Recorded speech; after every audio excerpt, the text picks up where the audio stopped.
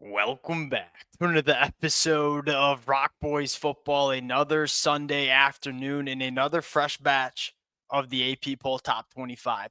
Plenty of statements were made on Saturday. Let's talk about the teams that really made an argument for some college football playoff bids. Talk about some teams that probably dropped out of college football playoff contention before we do. And as always, by far the best part of this Sunday afternoon episode is hearing everybody in the comment section. Everybody's got a little bit of a different take. Let it rip. Appreciate you guys. If y'all do enjoy the content, consider subscribing to the channel. And without further ado, let's get into it. Let's talk about some of the biggest statements that were made. Let's start at the number 4 spot with Georgia. That team can win a national championship. And look, that's not what we've been saying for the last 2 months. And I think a lot of Georgia fans agree. This Georgia team always felt like it was a good football team, maybe even a college football playoff team, but they never really felt like a top 5 team in the country. They never really felt like a team that was capable of winning a national championship, at least the way they were playing. Not last night against Texas. I mean, you're seeing the run game come alive. You're seeing I think the biggest storyline here is that this offense can win a national championship. And we kind of had that feeling for the last couple of weeks. The big bugaboo here was that Georgia defense just didn't feel like it was the vintage Georgia defense that we're used to seeing. We saw that yesterday night against Texas. Really got after the quarterback, made Arch Manning uncomfortable. And look, they don't have that top 10 NFL draft pick, but the pressure and havoc was coming from everybody along that defense front. You get that version of Georgia's defense with this offensive line continuing to get healthy, getting better at running the football, with Gunnar Stockton clearly showing you that he's a quarterback that can win a national championship. Sign me up for Georgia, making a statement that, yeah, they're a playoff team. This is a team that can win a national championship. The other very, very strong statement that was made. We got a couple other statements. Oklahoma coming in at 8. Go on the road and beat Alabama. That might be the most impressive win on any team's resume across the country. That Alabama team looked like it was one of the best teams in the country. Oklahoma goes on the road and gets it done. Now, look, Oklahoma, I think what should fire the Oklahoma fans up is that's a defense that's going to give you a chance to win every single game. Hell, that's a defense that can go out there and win you football games. There are a lot of good defenses in this sport. There are not a ton of defenses that can, I don't know if it'd be fair to say single-handedly, but damn near single-handedly win you a football game. Brent Venables has that defense playing that way. The conversation for Oklahoma is, this offense, is it going to get back to September form? John Mateer, before the injury in that Oklahoma offense, it was as legit as it gets. I'm a Michigan fan. I watched Michigan go on the road and get carved up by John Mateer. Now, since John Mateer has come back from the injury, you haven't really seen that level of Oklahoma offense. You get the feeling, if you're an Oklahoma fan, that, look, Oklahoma's going to have a chance to win every single game because that defense is legit. If they want to string together high caliber wins and run through the college football playoffs, you're going to have to get another gear from this Oklahoma offense. Now, sneaky positive on Oklahoma's offense, although John Mateer maybe did not have his best game, that Oklahoma offensive line feels like a very quality offensive line. Now, there were some growing pains at first. Oklahoma dealt with some injuries. We're playing some true freshmen. That's an offensive line that, look, I ain't going to get up here and say it's the best in the country. I don't think it's going to be a monster problem for Oklahoma going forward. That's a positive, because last year it was a monster problem. Notre Dame at 9. Look, I don't think Pitt is an elite football team. I was skeptical of them being a top 25 team even last week. It's a team that plays good defense. It's a team that can score some points. It's a dangerous football team. Notre Dame went on the road and handled business. Here's what I'll say about Notre Dame and what makes them dangerous is, one, I think Marcus Freeman is showing he's one of the best head coaches in the country. Number two, it's really damn complete. Look at some of the teams that are above Notre Dame in these rankings. I think Oklahoma is a perfect example. Oklahoma is elite in some categories, but they have some flaws right now. Like, shoot, where's the flaw with Notre Dame? They can run the football against anybody. CJ Carr, although was not great against Pitt, is a quarterback that we think can win a national championship. Malachi Fields on the outside, that's what makes Notre Dame different. Last year, it was the run game with Riley Leonard, some of the quick passing attack, but you did not have that gear where you could push the ball vertically down the field because Riley Leonard didn't have that kind of arm. You probably didn't have those kind of playmakers on the outside. Notre Dame now has that. And I think that gives them another gear. And that defense slowly getting back to the expectations we had for them in the preseason. Where's their flaw? And they got some of the best players across the country, man. I mean, you talk about Malachi Fields at wide receiver. You talk about Leonard Moore at cornerback, Jeremiah Love at running back. They have some of the best players in the sport, and they don't have a lot of problems on this football team. I thought some statements were made in the Big 12, and hand up, I was skeptical of a lot of the teams in the Big 12, BYU and Utah. Look, Texas Tech is a legitimate playoff team. I was and still do have some question marks about, is there a second playoff caliber team in the Big 12? BYU and Utah making good arguments, specifically BYU taking care of a quality TCU team at home. Now they got to go on the road and do it against Cincinnati. If they can do that, they're making a really strong argument. They're fending off some late pushes from a team like Miami, which is probably my next team that I want to talk about in terms of making a statement. The way Miami played against NC State, and keep in mind that's an NC State team that was coming off a bye, coming off a win against Georgia Tech. The way Miami looked against NC State, that puts the committee in a predicament, at least in my opinion, because Miami has that win against Notre Dame. But more importantly than that, Miami is starting to once again feel like a playoff team, feeling like a team that can compete for national championship. Miami yesterday against NC State reminded me of how we talked about Miami in the month of September.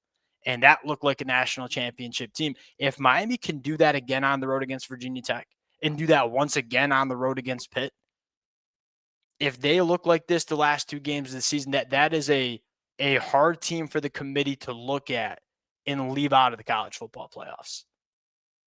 I thought USC made a little bit of a statement. And here's the thing with USC is the statement that you really want to make is going to be next weekend against Oregon. I think that might be a game that is for a college football playoff spot. I think that we'll see what the committee does with Oregon, but then you got a one-loss Oregon. You got USC going on the road. If USC wins that football game, they're certainly jumping Oregon. Now the question mark is how far are they going to drop Oregon?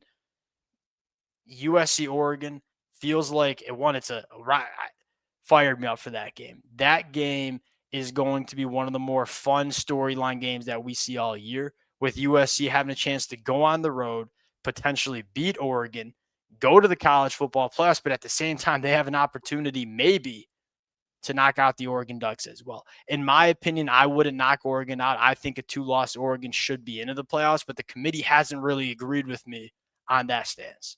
And here's the thing with USC and what was impressive about that win is, like, we all have a ton of respect for what Iowa can do, right? It was pouring rain that whole game. Like that's a game that does not favor USC where you have to run the football. It's hard to throw the football. That's a game that last year Iowa wins.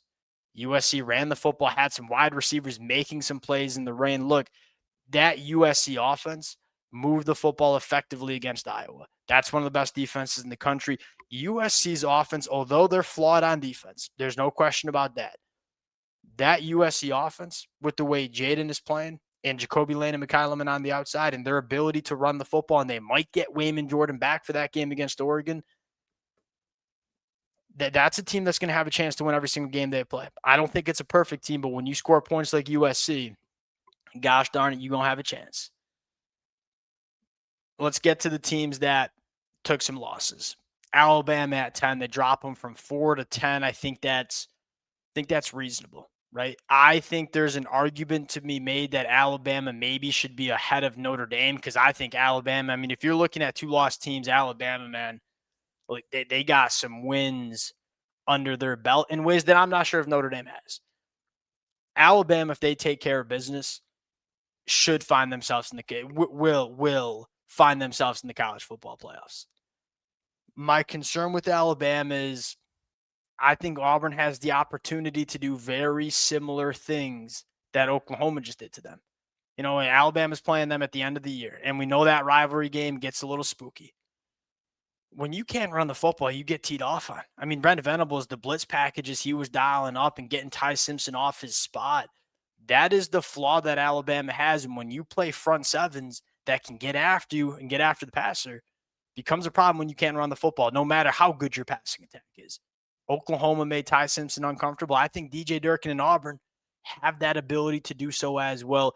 That game becomes very interesting because Alabama's playing for their playoff hopes on the line, and Auburn would like nothing more to go out and knock Alabama out of the playoffs. Also interested to see how Kalen DeBoer responds to another loss. They responded very, very well when they lost to Florida State. How do they respond this time with the loss at home against Oklahoma? Texas moving down to 17. When I first saw it, I was like, hey, feels a little high for a 3-loss Texas team. And then I look at the teams behind them and say, well, I'm not sure if I'm going to be banging the table for any of these teams to be ranked above Texas. Most notably Michigan. Look, and you all know I'm a Michigan fan, so maybe there's some amazing blue tinted glasses on. I think Michigan is a quality football team that is woefully inconsistent. I mean, you can box score watch this and say, well, Michigan only won by a last second field goal. And although that is accurate, Michigan also had 500 yards of total offense. There were points in that football game where Bryce Underwood looked the best he's looked all year. You just have struggled to see Michigan maintain that for 4 quarters. If they want to get into the playoffs, they're going to have to do that at home against Ohio State in 2 weeks. Is Michigan capable of playing 4 quarters of not just good football, but really damn good football to beat Ohio State? Going to be a question. I think Texas is out. That's the other question mark you can have is, hey, does a 3-loss Texas find themselves into the playoffs? I don't think so. All of a sudden, they need all the help in the world. Now, if they can beat Texas A&M at home the last week of the season, maybe that's enough. We'll see where the committee puts them. That's one of the most interesting storylines going into Tuesday night is what does the committee decide to do with Texas? Because kind of said this, if Texas was going to find their way in with 3 losses, it was going to have to look right with that loss. If they were going to split against Georgia and Texas A&M, you felt like it needed to look right. Didn't look great for Texas on the road against Georgia. You feel like they need to maybe beat Texas A&M pretty damn badly to find their way into the playoffs, which we can talk Texas A&M. Mike Elko's got this program feeling different, man. They played because I'm guessing many people who are listening to this probably only tuned into the Texas A&M game in the second half when you looked at halftime and said, whoa, like South Carolina got out to a 27-point lead. Texas A&M played as bad a football as any team will play. I mean, they were dropping passes. They were turning the football over. They were even missing field goals. They were doing everything they could to lose that football game. But here's what I'll say about Texas A&M. You go to that second half, that might have been the best version of Texas A&M that we've seen all year. So there's 2 different ways to look at it. One, Texas A&M looks a little vulnerable, but at the same time, that second half, that version of Texas A&M is not a team you want to see in the playoffs. Certainly ain't a team that Texas wants to see at the end of the year. Ohio State and Indiana continue to take care of business.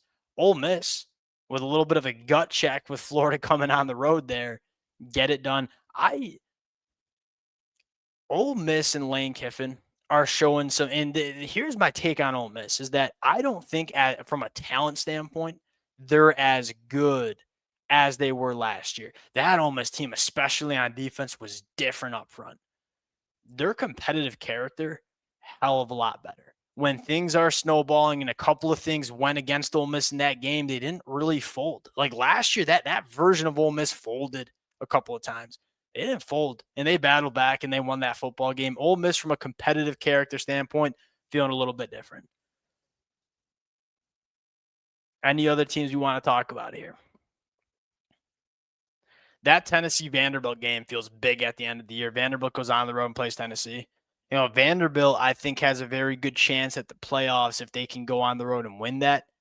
But there's a chance that if they lose, I mean, you see some teams that are kind of itching to jump up. Again, what I'm so fascinated with is Miami, because here's what I'll say about the committee.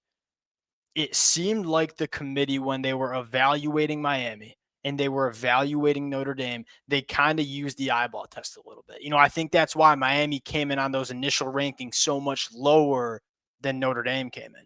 Notre Dame looked like a hell of a lot better football team, even though Miami beat them at home to start the year. What happens now that Miami's passing the eyeball test? Miami might have been the most impressive team that we saw.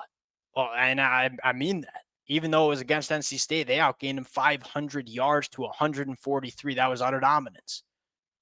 Does the committee care about the eyeball test? They kind of hinted at us that they cared about it in the beginning of November. Are they going to care about it now that Miami's looking back to the team that we thought they were in September?